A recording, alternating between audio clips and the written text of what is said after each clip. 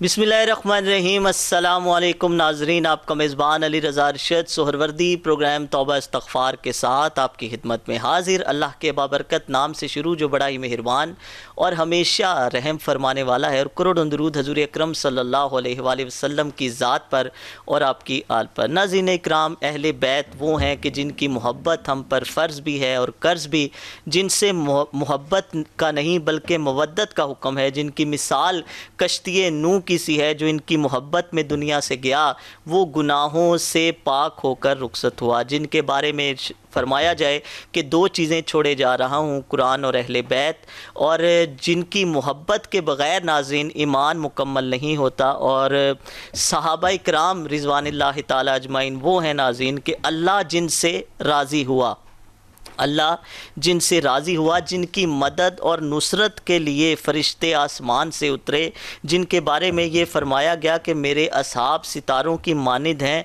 जिसकी पैरवी करोगे नजात पा जाओगे। मगर अफसोस कि आज हम सहाबा इकराम और अहले बैत को दूर करने की कोशिश में लगे हुए नज़र आते हैं नाज़रीन। कोई सहाबा की मोहब्बत की आड़ में अहले बैत, और कुछ अहले बैत की मोहब्बत की आड़ में सहाबा इकराम की शान में गुस्ताखियाँ करते हुए और उनकी शान को घटाने की कोशिश करते हुए नज़र आते हैं। ऐसा क्यों है नाज़रीन? इसके क्या असबाब हैं? तदारुक किस तरह से मुमकिन है? आज प्रोग्राम तौबा इस्तग़फ़ार में इंशाअल्लाह इन तमाम हवालों से बात होगी। और बात करने के लिए हमारे साथ अहम शख्सियत स्टूडियो में तशरीफ़ फरमा है। अल्लामा मोहम्मद हैदर अलवी साहब तशरीफ़ फरमा, खिज़र महमूद चिश्ती साहब तशरीफ़ फरमा, और मुफ्ती ख़तीब मुस्तफ़ाई साहब तशरीफ़ फरमा। इन तीनों बाब की जानिब बढ़ते हैं, प्रोग्राम का बाकायदा आगाज़ करते हैं, सवालात का सिलसिला शुरू करते हैं और इन अहबाब को खुश आमदीद भी कहते हैं। जी अस्सलाम वालेकुम व रहमतुल्लाहि व बरकातुहू। आप तीनों अहबाब का बहुत शुक्रिया जी प्रोग्राम में तशरीफ़ आवरी का। अल्लाह तबारक व तआला कबूल व मंजूर फरमाए, और जो कुछ कहा सुना जाए अल्लाह तबारक व तआला हकीकी मानों में हम सब को उस पर अमल पैरा होने की हिम्मत और तौफीक अता फरमाए। आगाज़ अल्लामा हैदर अलवी साहब आपसे, और मैं चाहूँगा कि सबसे पहले तो अहले बैत अताहार अलैहिमुस्सलाम की शान, मकाम और मर्तबा, और सहाबा इकराम रिज़वानुल्लाह ताला अजमाइन का मकाम और मर्तबा कुरान और अहादीस की रोशनी में। जी बिस्मिल्लाह। बिस्मिल्लाहिर्रहमानिर्रहीम। मुहम्मदुर रसूलुल्लाह वल्लज़ीना माअहू अशिद्दाउ अलल कुफ़्फ़ार रुहमाउ बैनहुम। सदक़ल्लाहु मौलाना अज़ीम। बे इजाज़त जिनके घर जिब्रील भी आते नहीं, कद्र वाले जानते हैं कद्र व शान अहले बैत। और सहाबा वो सहाबा थे जिनकी हर रोज़ ईद होती थी, वाह, खुदा का जिक्र करते थे, नबी की दीद होती थी। सुभान अल्लाह। नबी कुरान हकीम फुरकान हमीद ने बड़े मुख्तसर मकामात पर आका करीम सल्लल्लाहु अलैहि वसल्लम का ज़ाते इसमें गिरामी लिया है। वाह, ये वो मकाम है जहाँ अल्लाह रब्बुल आलमीन का जलालो जमाल दोनों मुश्तरक नज़र आते हैं। मुहम्मदुर रसूलुल्लाह, सुभान अल्लाह। इन्हें अपने जैसा न समझना, ये अल्लाह के रसूल हैं। वाह वाह वाह। और साथ ये फरमाया वल्लज़ीना माअहू, जो भी इनके साथ हैं, चाहे वो आले रसूल हैं या असहाबे रसूल हैं, सुभान अल्लाह, चाहे वो घर वाले हैं या दर वाले हैं। वाह। कुरान हकीम ने कहा वल्लज़ीना माअहू, जो भी इनके साथ हैं। गोया इनका साथ होना कोई अमूमी बात होती तो वो कुरान की आयत का हिस्सा न बनती। वाह। जहाँ रदी अल्लाहु अन्हुम व रदू अन्हु का परवाना जो मिल रहा है वो तन्हा न सहाबा को मिला है, न तन्हा अहले बैत अतहार को मिला है, वो वल्लज़ीना माअहू को मिला है। जो मुस्तफ़ा के साथ है उनसे अल्लाह राज़ी हो चुका, अल्लाह उनसे राज़ी हो चुका है। और यहाँ उनकी कैफियत भी कुरान हकीम ने बता दी कि वल्लज़ीना माअहू अशिद्दाउ अलल कुफ़्फ़ार, वो काफिरों के लिए बड़े शदीद हैं। रुहमाउ बैनहुम, अगर उनको देखोगे वो आपस में बड़े नर्म हैं, बड़े रहीम हैं एक दूसरे के लिए। जो उम्मत को जोड़ने का सबब है वो ज़ाते पाक मोहम्मद मुस्तफ़ा है सल्लल्लाहु अलैहि वसल्लम। हम हुजूर की आल का हया और एहतराम करते हैं तो निस्बत मुस्तफ़ा से ये कुरान का दिया हुआ मयार है। और अगर हम असहाबे पैगंबर पे बारी बारी जाते हैं तो ये भी कुरान का दिया हुआ मयार है, और सबब उसका भी ज़ाते पाक मोहम्मद मुस्तफ़ा है। गोया मरकज़ दीन, मरकज़ ईमान, मरकज़ इस्लाम ज़ाते पैगंबर है, और वहाँ से निकलने वाली हर किरण से हमें ہمیں پیار ہے، ہر پھول کی خوشبو سے ہمیں عشق ہے، اس لیے کہ ان کی نسبت ذات پاک محمد مصطفیٰ صلی اللہ علیہ وآلہ وسلم سے ہے۔ حضور کا فرمان ہے کتنی بدترین وہ قوم ہوگی جو بعد میں آخری وقت میں آئے گی اور اپنے سے پہلوں کے اوپر تنقید کرے گی، اور اگر ان پہلوں میں دیکھا جائے تو السابقون الاولون پہلے ہیں جنہوں نے اس اسرت اور تنگی کے زمانے میں مصطفیٰ کا ساتھ دیا، جب حضور کا نام لینا، اللہ کا نام لینا مشکل ترین عمل تھا، اس دور کے اندر جنہوں نے سب کچھ مصطفیٰ پہ وار دیا۔ آج اگر امت ان کے لیے کوئی ہلکا لفظ بولتی ہے، کہیں تنقید کا پہلو تلاش کرتی ہے، یا سوشل میڈیا کے اوپر کوئی بدتمیزی کا طوفان بپا کرتی ہے، تو اس کا مطلب ہے وہ بدترین قوم ہے آج کے دور کی، جن کو نبی پاک کا بھی حیا نہیں اور حضور کے جو ساتھ رہے ان کا بھی احساس نہیں۔ بہت خوب۔ خطیب مصطفی صاحب، علامہ حیدر علی صاحب نے ابھی فرمایا کہ صحابہ کرام کے حوالے سے، اہل بیت کے حوالے سے، کہ یہ آپس میں ایک دوسرے سے محبت کرنے والے ہیں اور کفار کے لیے سخت ہیں، لیکن یہاں پر جو ہمیں آج کل صورتحال فی زمانہ نظر آ رہی ہے، ہم تو ایک دوسرے کی ہی جان کے در پہ ہو گئے ہیں، کیا فرمائیے گا؟ بسم اللہ۔ بسم اللہ الرحمن الرحیم۔ سب سے پہلے میں علی رضا صاحب آپ کا شکریہ ادا کرتا ہوں کہ آپ نے اہم ترین موضوع پر ہمیں لب کشائی کا موقع عطا فرمایا۔ بنیادی طور پر حیدر علی صاحب نے جو بات فرمائی ہے کہ ہمارے لیے محبت کا مرکز رسول اللہ صلی اللہ علیہ وسلم کی ذات ہے، سبحان اللہ سبحان اللہ، اس سے 100% متفق ہوں میں، اور حقیقت بھی یہی ہے کہ ہم صحابہ سے محبت کرتے ہیں، حضور علیہ السلام کے دوست تھے، اہل بیت سے اس لیے محبت کرتے ہیں کہ حضور کا گھرانہ ہے، سبحان اللہ، اس کے علاوہ باقی ہر نسبت سے ہم مدینہ سے محبت کرتے ہیں، حضور کا شہر ہے، تو محبت کا مرکز رسول اللہ کی ذات ہے، اور رسول اللہ صلی اللہ علیہ وسلم سے جس کا تعلق ہے اتنی اس سے ہمیں محبت ہے، یہ ہمارے ایمان کی بنیاد ہے، یہ حقیقت ہے۔ بالکل صحیح۔ اب بدقسمتی یہ ہے کہ صحابہ بھی حضور کے ہیں اور اہل بیت بھی حضور کے ہیں، اور ہم ان کا نام لے کر اللہ اور اس کے رسول کو ماننے والے اور صحابہ اور اہل بیت کے ماننے والوں کو ایک دوسرے سے لڑا رہے ہیں، جھگڑا ہی پیدا کر رہے ہیں اور اختلافات پیدا کر رہے ہیں، اور ہم معاشرے میں یہ تاثر دینے کی کوشش کرتے ہیں کہ کہیں ان کے درمیان بھی اختلاف تھا، حالانکہ ایسا قطعاً نہیں تھا، صحابہ اور اہل بیت کے درمیان قطعاً کسی بات میں اختلاف نہیں تھا۔ ہم ان کو اپنے اوپر سوچتے ہیں کہ جیسے ہمیں شاید وہ ایسے تھے، وہ ایسے نہیں تھے، حضور کے صحابہ ہمارے جیسے نہیں تھے۔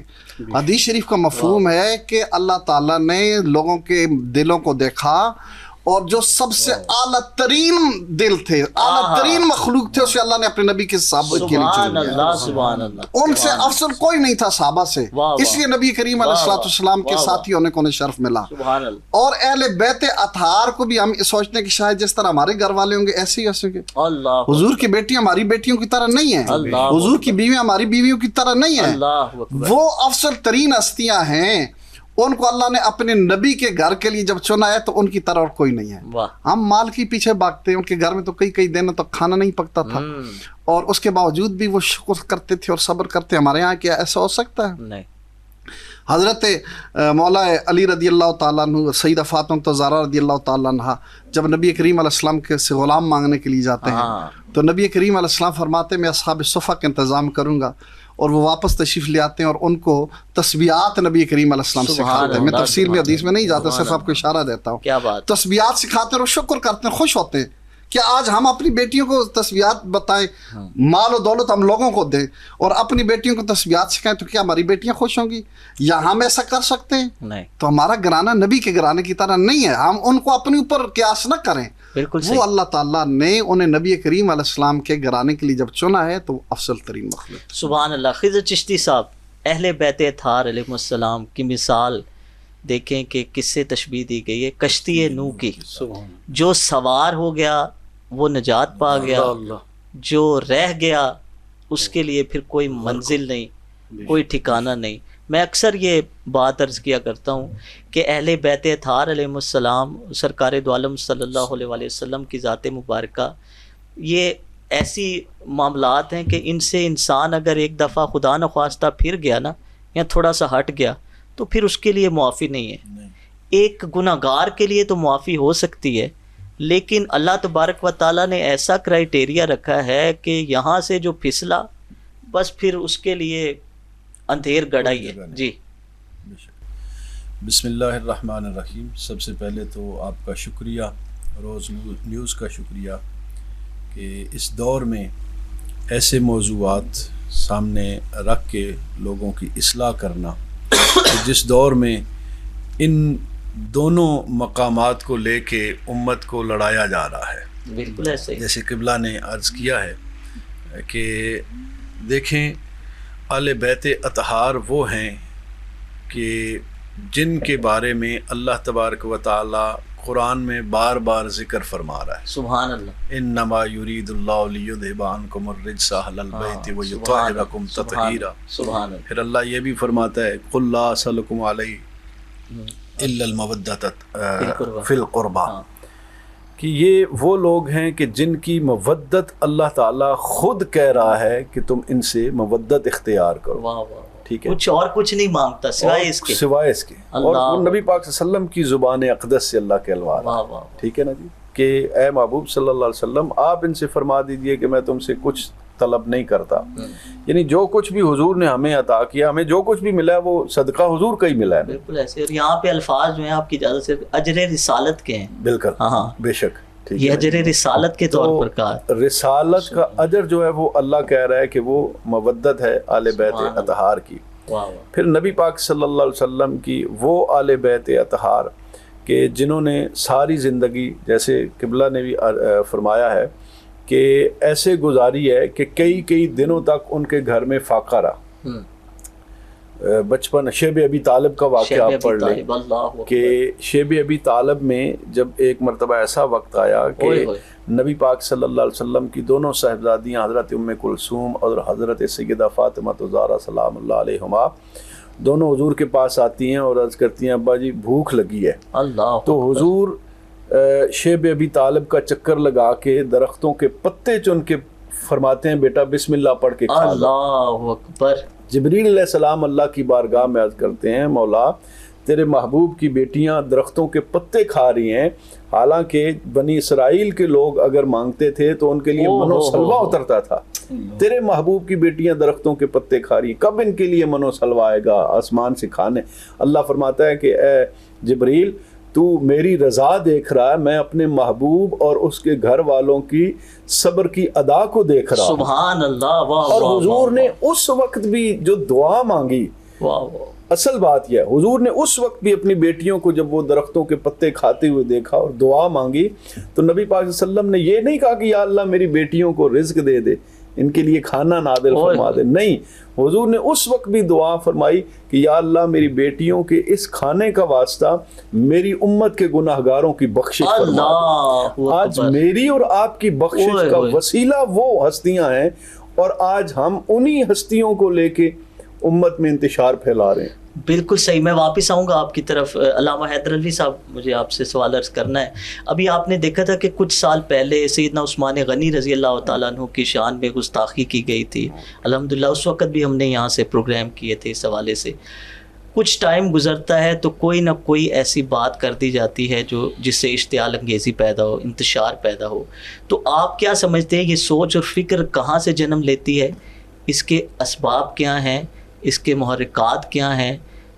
کیوں کیا جاتا ہے ایسا؟ اور اس کا تدارک کیسے ممکن ہے؟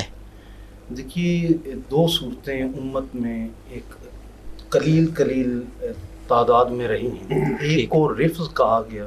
ٹھیک ہے. اور یہ وہ ہیں جو شیخین اور ماں عائشہ صدیقہ، ٹھیک ہے، اور ساتھ میں ماں حفصہ رضی اللہ تعالیٰ عنہما، ان کے بارے میں اگر وہ رائے یا احترام میں کمی رکھے اس کو رفض سے تشبیہ دی گئی ہے. ٹھیک ہے. اور امت مسلمہ کا اتفاق ہے کہ وہ شخص دائرہ رفض میں داخل ہو جاتا ہے جو شیخین کے خلاف یا پھر امہات المومنین کے خلاف اپنی زبان درازی کرے. تو اسی طرح کہیں بھی کوئی شخص ذکر آل محمد کے درمیان کسی اور کے تذکرے کی خواہش رکھتا ہو، ٹھیک، تو اس کو کہا گیا یہ نواسب میں شامل ہو گیا. ٹھیک ہے. اس کا تعلق بھی اہل سنت کے ساتھ نہیں رہا، اسلام کے ساتھ نہیں رہا. انہوں نے اپنے آپ کو فرق کر لیا ہے، جدا کر لیا ہے. یہ اب فرقے کا روپ دھار گئے.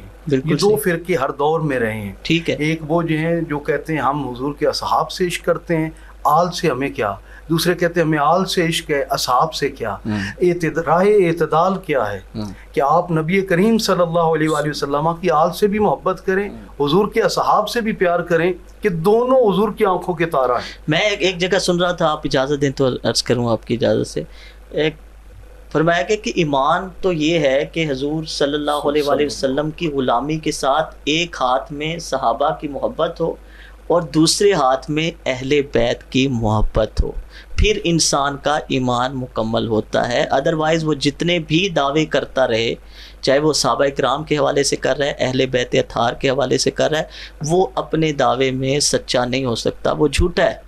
دیکھیے کہا گیا صحابی کلہم عدول, میرے سارے صحابہ عادل ہیں. ٹھیک ہے, ان کے عدل پہ اور ان کے عدل پہ تنقید کرنے والا ایسے جیسے آیات قرآنی پہ تنقید کرنا, کیونکہ ہمیں آیات قرآنی اصحاب پیغمبر سے میسر آئیں. صحیح. ان کا جو جمع قرآن کا عمل ہے, اس کو جب آپ نے مشکوک کرنا ہوتا ہے تو صحابہ کے عدل پہ آپ تنقید کرتے ہیں.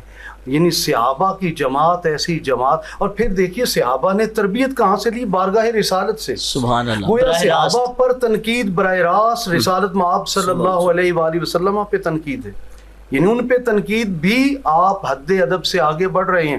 اور پھر ساتھ یہ دیکھیے تقریباً 7 مقامات پر حدیث ثقلین یا حدیث امرین یا حدیث شیعین آئی ہے. ہم اس کا مخاطب ہیں 1450 سال 1500 سال بعد. حضور نے خطاب یعنی غدیر کے مقام پر بھی فرمایا, اور مبالہ کے مقام پہ بھی اس کا تذکرہ ملتا ہے, غزوہ احد کے شہداء کے مزارات پہ بھی ملتا ہے. یعنی متعدد مقامات پر یہ حدیث, اور یہ بھی حدیث متواترہ میں اور خبر مشہورہ میں شامل ہے کہ انی تارکم فیکم ثقلین, میں تم میں 2 بھاری بھرکم چمکتی چیزیں چھوڑے جا رہا ہوں, کتاب اللہ ہے و عطرتی اہل البیت, ایک اللہ کی کتاب ہے اور دوسری میری عطرت میری اہل بیت ہیں.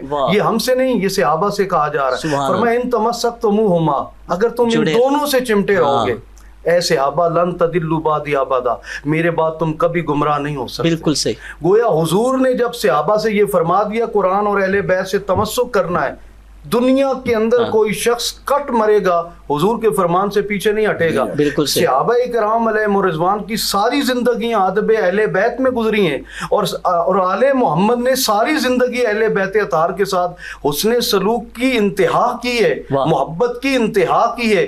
مطلب ایک طرف حضرت ابو ہریرہ مولا حسین کے تسمے جو ہے وہ جوتیاں صاف کر رہے ہیں اپنے چادر کے ساتھ, اور دوسری طرف چچا ابو ہریرہ کہہ کر مولا حسین انہیں سینے سے لگا رہے ہیں. یہ ہے آپس کی محبتیں. ایک طرف آ کر حضرت امام حسین سیدنا عمر فاروق رضی اللہ تعالیٰ عنہ کو ممبر پر فرما رہے ہیں, حضرت ابوبکر صدیق رضی اللہ عنہ کو, کہ آپ کہاں میرے نانا کے ممبر پر بیٹھے, اس پہ ہمارا حق ہے. آپ اٹھتے ہیں اور ساتھ بٹھا لیتے ہیں, جب تک کہ حضرت مولا حسین کو ساتھ بٹھا نہیں لیتے اللہ کا خطبہ چھوڑ دیتے ہیں. یہ محبتیں باہم ایک دوسرے سے پیار تھا. آج امت کو ممبروں سے جہاں اشتعال انگیزی ہو رہی ہے, آگ برسائی جا رہی ہے, محبت کے ان پہلوؤں کو عام کرنا چاہیے. بدقسمتی سے میں یہ جملہ کہنے لگا ہوں کہ جو صوفی ازم سے تعلق رکھنے والے تھے وہ بھی اس کا شکار ہوتے چلے جا رہے ہیں کہ ان کی ٹائم لائن, ان کا سوشل میڈیا بھی بدقسمتی سے آج تفرقے کا شکار ہو گیا ہے. جبکہ صوفی ازم کی بنیادوں میں یہ شامل ہے کہ آپ نے آل محمد سے بھی عشق کرنا ہے, اہل بیت اطہار کا شدید احترام کرنا ہے, اس کے بغیر ہمارا ایمان مکمل نہیں ہے. بالکل صحیح ہے جی. صحابہ کرام رضوان اللہ تعالیٰ اجمعین کے لیے فرمایا گیا. دیکھیں ہم جب دیکھتے ہیں تو حیران ہوتا ہوں میں تو کہ جو زبان درازی کرتے ہیں, گستاخیاں کرتے ہیں, ان ہستیوں کے لیے فرمایا گیا کہ یہی حق اور سچ والے مومن ہیں. فرمایا گیا کہ یہی لوگ ہیں جو فلاح پانے والے ہیں اور یہی ہدایت والے ہیں. آج ہم 1450 سال بعد کس طرح ان کی شان میں گستاخی کر سکتے ہیں. وہ سیدنا عثمان غنی رضی اللہ تعالیٰ عنہ جو چوتھے ہیں اسلام لانے والے, خوش قسمت ترین انسان, چوتھے وہ خوش قسمت ہیں جو اسلام لائے. تو ہم کس طرح یہ ممکن ہے کہ ان کی شان میں گستاخیاں, بے باکیاں, اور آئے روز ایسے واقعات ہوتے ہیں. اصل میں بنیادی طور پر مسئلہ یہ ہے, اس وقت ہمارے نوجوانوں میں 2 چیزیں بڑی سپیڈ کے ساتھ پھیل رہی ہیں. ایک الحاد ہے. ٹھیک ہے. الحاد یعنی لوگوں کو دین اور اللہ تعالیٰ سے دور کیا جا رہا ہے, اور باقاعدہ منظم سازش کے تحت ہو رہا ہے. اور دوسرا صحابہ کرام رضوان اللہ اجمعین کے اوپر تنقید.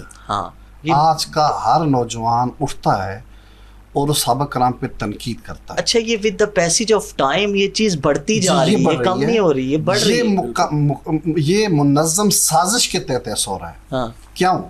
اس لیے کہ صحابہ کرام کو جب آپ تنقید کا نشانہ بنائیں گے تو اسلام ختم ہو جائے گا. اللہ, یہ اسلام ہم تک پہنچے صحابہ کے ذریعے. بالکل ایسے ہی. اگر آپ کہیں گے کہ جس طرح حضرت صاحب نے کہا صحابہ سارے عدول ہیں, تو آپ صحابہ کو عادل نہ مانیں, تو پھر ایمان تو ان سے پہنچا, قرآن ان کے ذریعے پہنچا, حدیث ان کے ذریعے پہنچا, دین ان کے ذریعے پہنچا ہے, نمونہ ہمارے لیے وہ ہیں, تو ان کو آپ درمیان سے نکال لیں, پھر تو اسلام کی بنیاد ہی ختم ہو گئی.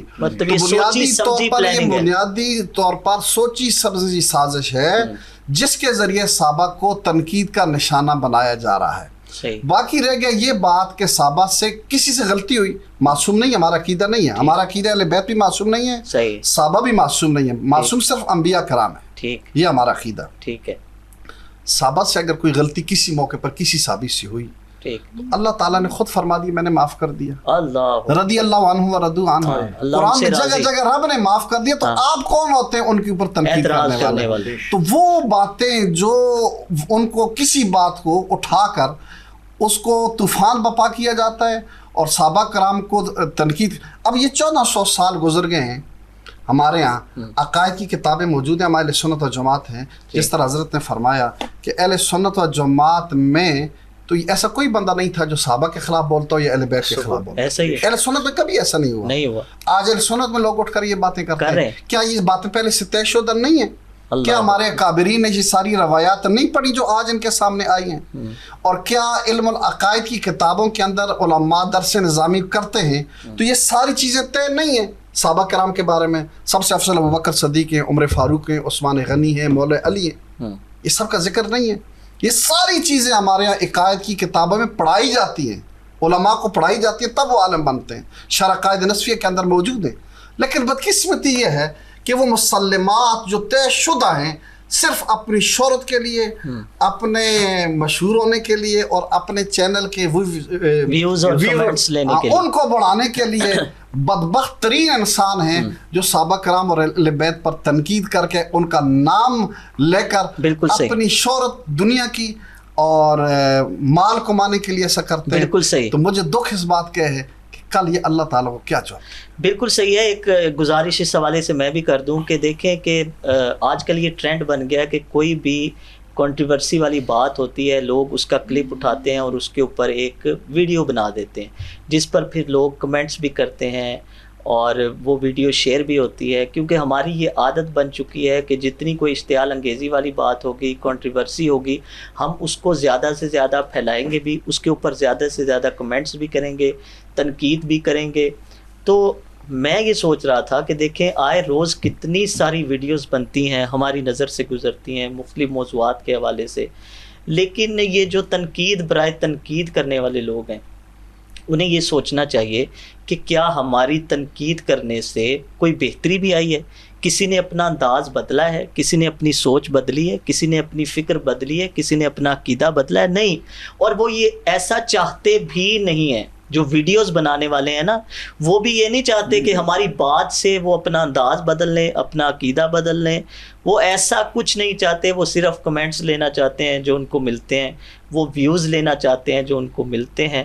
ایک وقت تھا کہ جو غیر تھے نا وہ اعتراض کرتے تھے, لیکن آج ہم دیکھیں کہ ہم ایک دوسرے کے اوپر ہی اعتراض کرنے میں اتنے مصروف ہیں کہ باہر ہمارا کوئی دشمن رہا ہی نہیں ہے. ہمارے جتنے دشمن ہیں نا وہ سب اندر سے پیدا ہو رہے ہیں, اور یہ معاملات انتہائی گمبھیر ہیں اور اس حوالے سے ہمیں سوچنا ہوگا. اور دوسری اہم بات یہ ہے کہ ہم کسی دوسرے کی بات سننے کے لیے تیار نہیں ہیں. ہر شخص یہ سمجھتا ہے کہ جو میں ہوں دوسرا کچھ بھی نہیں ہے.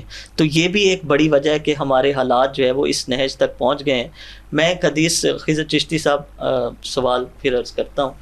آپ صلی اللہ علیہ وسلم نے ارشاد فرمایا کہ اپنی اولاد کو قرآن کی تعلیم کی ترغیب دو, میری محبت کی اور میری اہل بیت کی محبت کی. یہ کتنی مختصر مگر اس کے اندر سب کچھ چھپا ہوا ہے. جی جیسے کہ میں نے پہلے بھی عرض کیا ہے, قرآن کی آیت پڑھی, ٹھیک ہے, کہ اللہ تبارک و تعالیٰ خود فرما رہا ہے کہ اے محبوب صلی اللہ علیہ وسلم آپ فرما دیجئے کہ میں تم سے کچھ اجرت نہیں مانگتا، اجر نہیں مانگتا، مگر اپنی آل بیت کی سبحان اللہ محبت مانگتا ہوں۔ اب نبی پاک صلی اللہ علیہ وسلم کی حدیث مبارکہ بھی ہے، اور حضور کی حدیث مبارکہ قبلہ نے پہلے بھی بیان فرمائی ہے کہ حضور نے ارشاد فرمایا تمہارے درمیان دو چیزیں چھوڑ کے جا رہا ہوں، قرآن اور اپنی اطرت، آل بیت، ٹھیک ہے۔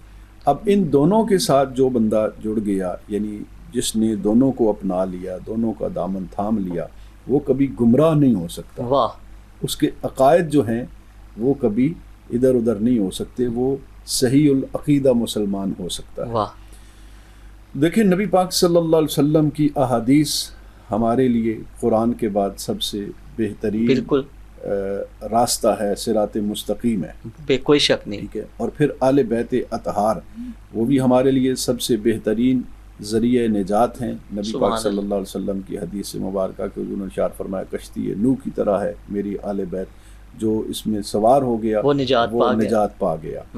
آل بیت اطہار کا دامن ہم نے تھام لیا تو ہم نجات پا لیں گے انشاءاللہ العزیز۔ لیکن اگر ہم نے آل بیت اطہار کو چھوڑ دیا تو پھر ہمارا کہیں بھی کسی بھی طریقے سے نجات ممکن نہیں ہے۔ صحیح۔ دیکھیں آج اس دور میں اب اگر ہم دیکھیں، قبلہ نے بھی بیان فرمایا ہے کہ ہم نے نا دونوں طبقات جو ہیں، جو آل بیت سے محبت کا دعویٰ کرتے ہیں وہ صحابہ کرام رضوان اللہ علیہ مجمعین۔ اچھا، آل بیت کی محبت ہم تک پہنچی کیسے ہے؟ اللہ اکبر، یہ بھی تو دیکھنا نا، یہ کس نے پہنچائی ہے؟ واہ واہ، ٹھیک ہے۔ اس دور میں یہ لوگ تو نہیں تھے جو آج دم بھرتے ہیں۔ اب آل بیت کی محبت کا دعویٰ کرنے والے، ٹھیک ہے، وہ صحابہ کرام رضوان اللہ تعالیٰ علیہ اجمعین ہیں کہ جنہوں نے یہ آل بیت کی محبت اور محبت جو ہے ہم تک پہنچائی ہے۔ ان کی اولادیں ہیں جنہوں نے ہم تک یہ بات پہنچائی ہے کہ آل بیت کی محبت جو ہے وہی تمہارے لیے ذریعہ نجات سبحان ہے۔ اللہ۔ لیکن آج ہم نے دونوں کو الگ کر دیا ہے۔ قبلہ نے آیت بیان فرمائی رخماء بینہم، وہ آپس میں محبت کرنے والے تھے، ٹھیک ہے، آل بیت اور ہم یہ تاثر دینے کی کوشش کرتے ہیں کہ شاید وہ الگ ہیں اور وہ الگ ہیں، ایسا کچھ بھی نہیں ہے، ٹھیک ہے۔ وہ دونوں ایسے تھے جیسے نبی پاک صلی اللہ علیہ وسلم کی حدیث مبارکہ نا کہ مومن اس طرح ہے کہ جس طرح ایک دیوار میں اینٹیں جو ہیں وہ جڑی ہوئی ہیں، تو وہ ایسے ہی تھے، ان کی زندگیاں ایسی ہی تھیں۔ اختلافات جو ہیں وہ تو سگے بھائیوں میں بھی ہو جاتے ہیں، اختلافات ماں باپ کے ساتھ بھی ہو جاتے ہیں انسان کے۔ حضور کا فرمان ہے کہ میری امت میں اختلافات جو ہیں وہ باعث رحمت ہیں، بالکل ایسے ہی۔ تو وہ ان کے اختلافات جو تھے وہ امت کے لیے باعث رحمت اس طرح تھے کہ وہ آپس میں کسی مسئلے میں اگر اختلاف کرتے تھے، ٹھیک ہے، تو وہ مسئلے کی سمجھ امت کو آ جاتی تھی۔ کیا بات ہے، ٹھیک ہے، واہ، اس میں تشریح ہو جاتی تھی یا اس کی تصحیح ہو جاتی تھی، اس لیے اختلافات۔ آج ہم نے ان اختلافات کو لے کے مطلب ان کی دشمنی ظاہر کر دیا ہے کہ وہ آپس میں دشمن تھے۔ اگر وہ دشمن تھے آپس میں تو پھر دین ہم تک کیسے پہنچا ہے؟ بالکل صحیح ہے۔ میں حیدر علوی صاحب کی جانب بڑھنے سے پہلے ایک ایسی منقبت ہے کہ جس میں چاروں خلفاء کا ذکر ہے، تو آج چونکہ شان اہل بیت بھی بیان کی جا رہی ہے، صحابہ کی شان بھی بیان کی جا رہی ہے، تو میں چاہوں گا کہ اس کے چند اشعار اور پھر اس سلسلہ کلام کو آگے بڑھاتے ہیں۔ آپ ہی ہیں یار غار مصطفیٰ، آپ ہی ہیں یار غار مصطفیٰ، آپ ہی ہیں یار غار مصطفیٰ،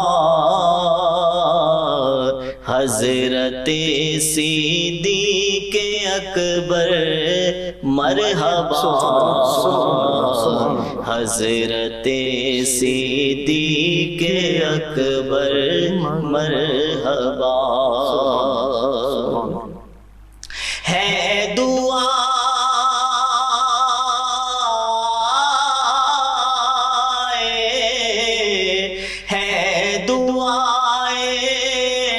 رحمت للعالمین،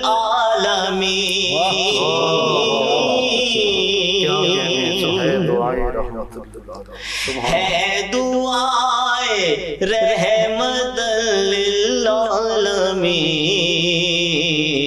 حضرت فاروق اعظم با خدا، حضرت فاروق اعظم با خدا، حضرت عثمان ذوالنورین سے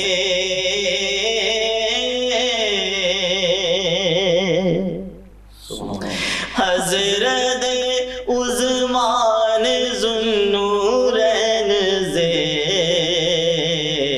آقا کہتے ہیں حیا نے کی حیا، آقا کہتے ہیں حیا نے کی حیا، علم کا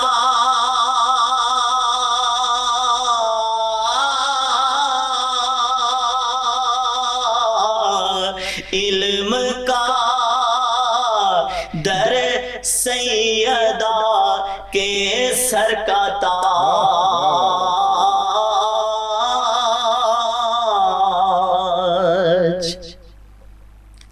علم کا در سیدہ کے سر کا تاج، حضرت مولا علی مشکل کشا،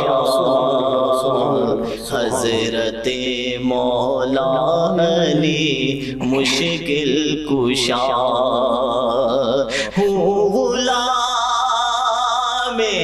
پنجتن میں بھی کمال،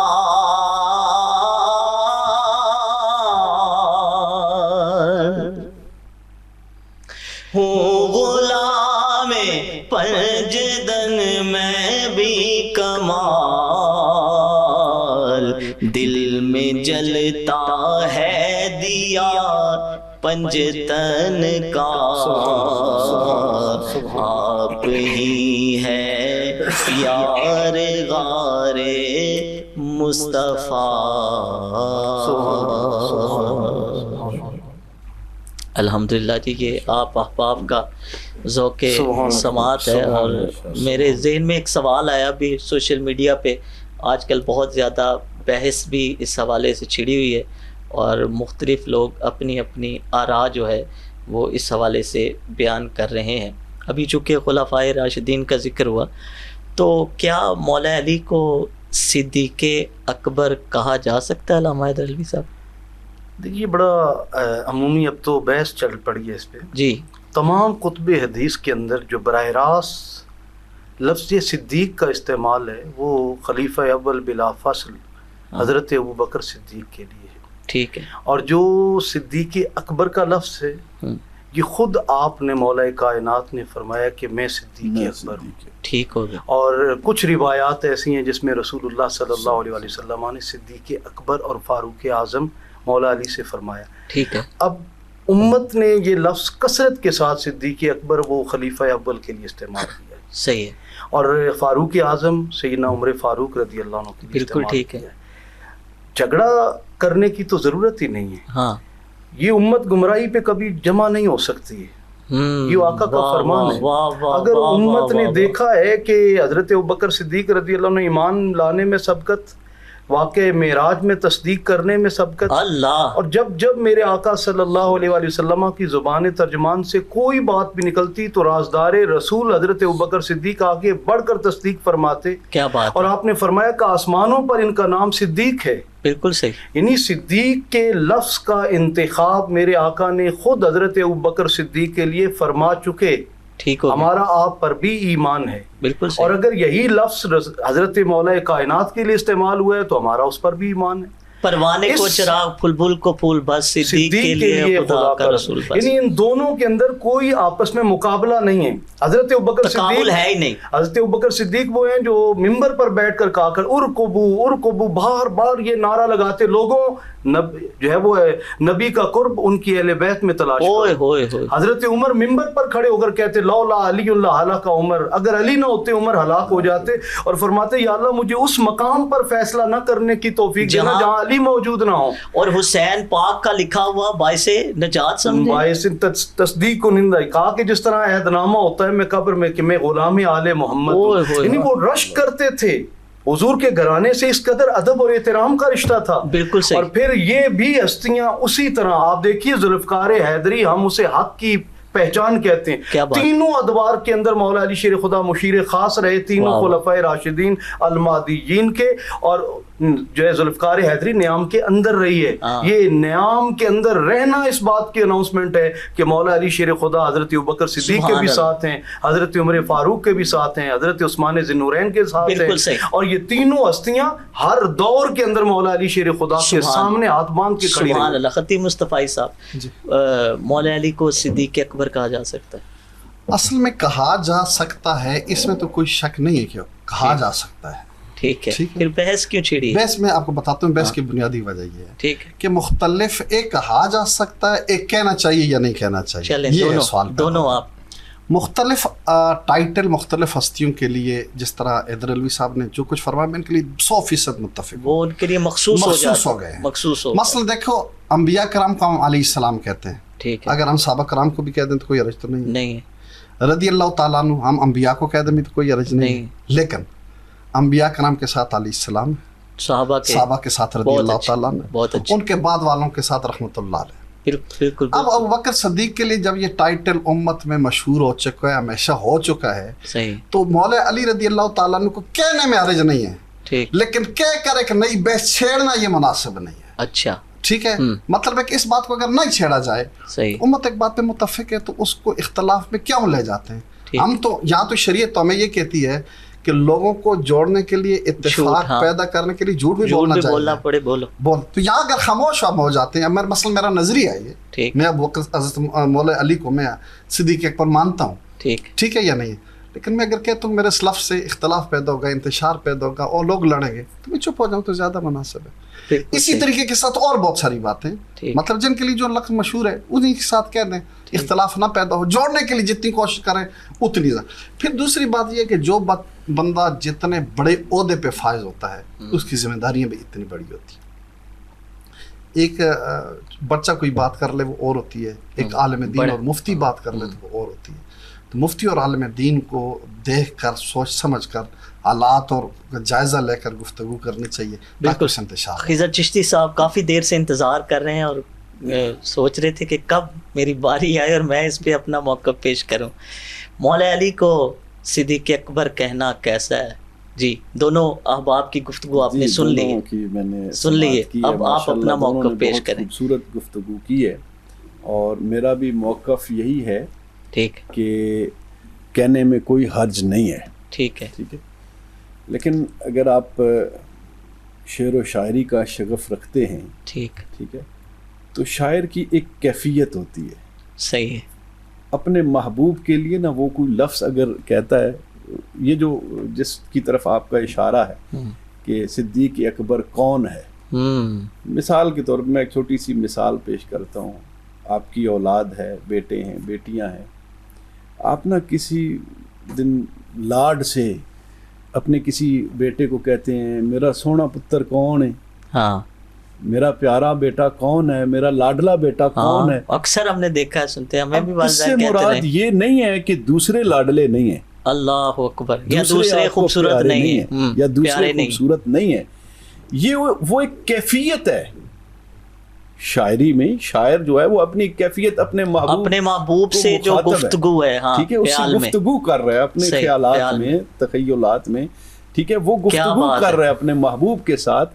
ٹھیک ہے، تو اگر اس کو کہہ دیا ہے، اپنے محبوب کو انہوں نے کہہ دیا ہے، یہ لفظ استعمال کر دیا، تو اب اس میں بحث کیوں ہے، چڑ کیوں ہے؟ جیسا کہ حضرت سیدنا صدیق، ہمارا ایمان اور عقیدہ پہلے تو دیکھنا یہ چاہیے کہ یہ کس بندے نے کہا ہے اور اس کا عقیدہ کیا ہے. بالکل صحیح. بحث تب بنتی ہے کہ جب آپ کو اس بندے کے عقیدے میں کوئی خرابی نظر آئے، تشویش ہو کہ بھئی یہ بندہ تو دوسرے عقیدے کا ہے، تو اس نے یہ لفظ کیوں کہا ہے، ٹھیک ہے.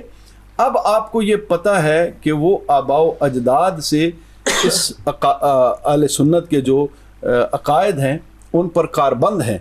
حضور اعلیٰ اور ختم نبوت کے حوالے سے ان کے بڑے رئیس المجددین تاجدار گولڑا حضور سیدنا پیر میر علی شاہ صاحب رضی اللہ تعالی عنہ، آپ نے بات ختم کر دیے. آپ نے فرمایا کہ جو افضلیت ہے وہ سیدنا صدیق اکبر، وہ افضلیت اس انداز میں ہے جس انداز میں خلافت ہے. واہ، علا ترتیب خلافت، یعنی شیخین جو ہیں ان کو افضلیت خلافت کے مانتے ہیں، ان کی افضلیت مانتے ہیں، ٹھیک ہے. اب انہیں کی اولاد اگر یہ کہہ دے حضرت مولا علی کی محبت میں، ٹھیک ہے، تو اس میں کیوں اختلاف ہو گیا ہے، کیوں بحث چھڑ گئی ہے. اور میں ایک چھوٹی سی یہاں پہ گزارش اپنے نوجوانوں سے، ٹھیک ہے، ان سے بھی کروں گا کہ دیکھیں آپ کے جو بڑے ہیں نا وہ ایک فیصلہ کر لیتے ہیں، ٹھیک ہے، تو آپ نے مطلب اس فیصلے کے اوپر دین ایمان کا جو مطلب معیار بنا لینا ہے اس کو ختم کریں. صحیح. 5 سال پہلے ایک شخصیت جناب ایک لفظ بول دیتی ہے اور اس پر پوری اہل سنت میں انتشار پیدا ہو جاتا ہے، ٹھیک ہے، اہل سنت میں تفرقہ پیدا ہو جاتا ہے، بالکل صحیح، ٹھیک ہے. اور پھر 5 سال بعد وہی شخصیت، اب اس 5 سال کے دورانیے میں کتنے لوگ ہیں جو انہوں نے ان کے اس لفظ کے اوپر مناظرے کیے کہ جناب یہ حق پہ ہے، یہ حق پہ ہے، یہ حق. اب 5 سال بعد وہی بندہ آ کے یہ کہے کہ میں رجوع کرتا ہوں.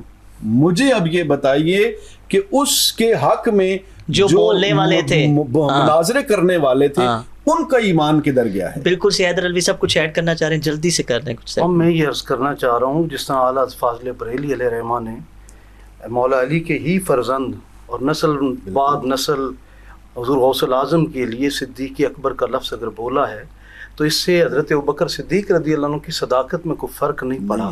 اور جس طرح ہمارے مفتی اعظم نے کرم اللہ وجہ الکریم کا لفظ اعلیٰ حضرت فاضل بریلی کے لیے اگر بول دیا ہے تو مولا علی کی فضیلت میں کوئی کمی واقع نہیں ہوئی. بہت اچھے. اگر وہاں تنقید نہیں ہو سکتی ہے تو پھر تاجدار گولڑا اعلیٰ حضرت پیر میر علی شاہ علیہ رحمہ کی اولاد کے اوپر اور سید ہونے کے ناطے سب سے پہلے آپ کے اوپر لازم ہے کہ نسب رسالت کا حیا کرے. جو حضور کے نسب کا حیا نہیں کرتا ہے وہ دراصل اسلام کو گالی دینے کا ایک راستہ تلاش کرتا ہے. میں یہ سمجھتا ہوں کہ حضور نبی کریم صلی اللہ علیہ وآلہ وسلم کا یہ خاندان جو ہماری سرزمین پوٹھوار کے اوپر موجود ہے، ان کے احسانات عالم اسلام اور اہل اسلام پر ان گنت ہیں. آج بھی اگر دنیا کے اندر عقیدہ ختم نبوت کا مقدمہ لڑنے کی بات ہوتی ہے تو جتنا بڑا نام تاجدار گولڑا اعلیٰ حضرت پیر میر علی شاہ علیہ رحمہ کا ہے، ہم کہتے ہیں کہ ان کے احسانات کا ہم بدلہ نہیں دے سکتے، کم از کم ان کی اولاد کا حیا اور احترام تو کر سکتے ہیں. خطیب مصطفی صاحب آپ ایڈ کرنا چاہتے ہیں؟ میں تھوڑی سی گزارش کر رہا ہوں. حضرت صاحب نے فرمایا کہ غوث اعظم کے لیے جو لقب اختیار کیا صدیق اکبر کا وہ ابوبکر صدیق کے مقابلے میں نہیں تھا. اپنے دور کے بارے میں انہوں نے کہا کہ اس دور میں وہ صدیق اکبر ہیں. صحیح. پہلی گزارش یہ ہے. دوسری گزارش یہ ہے کہ اس بات میں قطعاً کوئی شک نہیں ہے کہ گولڑا شریف کی جو درگاہ ہے وہ اہل سنت کی علمی روحانی ہر لحاظ سے مرکز ہے. اور میں سمجھتا ہوں کہ وہاں سے جو پیغام آنا چاہیے وہ اتحاد امت کو آنا چاہیے. وہاں سے اہل سنت کو جوڑنے کا پیغام آنا چاہیے، کیونکہ امت تقاضا ہی یہی کرتی ہے اس درجے. بالکل صحیح. صرف ایک شعر پنجتن پاک اتنا خوبصورت ذکر ہوا ہے، صرف ایک شعر پڑھوں گا اور پھر اس کے بعد کچھ سیکنڈز میں آپ احباب نے اپنے لاسٹ کمنٹ شامل کرنے. کہا جاتا جن کو ہے پنج تر ہے عجب ہر ایک کی باک پر ہے انہی سے رونق انجمن ہے بہار ان کی چمر چمر ہوئی ان سے جس کو ذرا لگن ملا اس کو دونوں جہاں کا دھر کیوں نہ ختم کروں میں یہاں سوخر یہ ریاض ان کا غلام ہے میرا پنج تن کو سلام